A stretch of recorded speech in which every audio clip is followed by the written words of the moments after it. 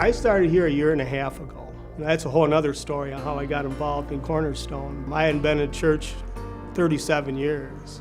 I'd been drinking for 37 years, every day. I ended up getting a pretty bad bleeding ulcer. And I walked around real sick thinking I was going to die for about a month. I went to the doctor. They said, hey, you got to go to emergency. Your hemoglobin's 6.0. You need some blood transfusions. So when I was in that hospital, I promised God that I'd make a change in my life, and especially for my daughters, to show a good example finally, you know. I got out of the hospital after a couple blood transfusions and started feeling better, and I've had no desire to drink. In 3 days, it'll be 2 years exactly since I quit drinking.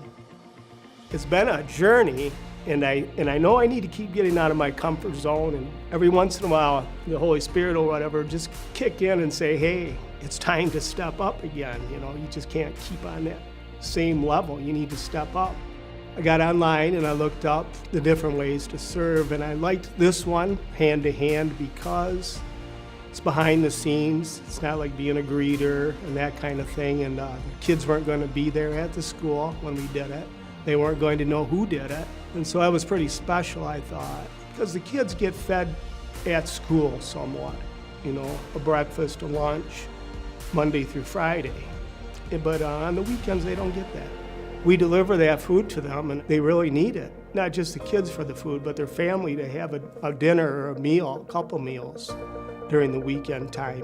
What I found is that I have time, way more than money, and so if I donate my time to help somebody, that's what I like to do. It gets infectious. When you start feeling needs, it gets infectious. I have a neighbor that's been in a wheelchair for a long time, and his wife works up at McDonald's, and they have a rough time. So in the last 2 years, I made sure that I go out there, shovel their walk, shovel their drive so she can get to work. And I used to say, well, somebody else can do that. They've got kids. You know, I see their kids stop by. They can come over there and do that. Oh, Hand2Hand also.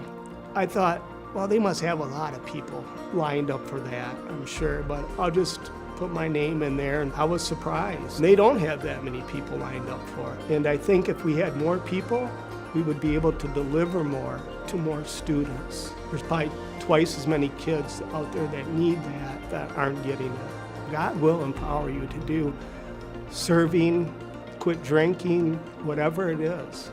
It's possible, definitely possible. I know that I'm supposed to serve, just like Jesus did. You just gotta make that first step. And you start making relationships with the teachers, the principal, and found out what just wonderful people they were. And it's gotten really comfortable to do it now. It's not really work, it's fun. I feel that I have been blessed more than I have blessed others during this time by the people I've met, their love and their kindness. I call it double G once in a while, goosebumps for God I get, you know? It just, like, you're just overwhelmed with the spirit from the love that's out there. You see the warmth in people's eyes more, and it's wonderful. I'm Roger Van Oler, and this is my story.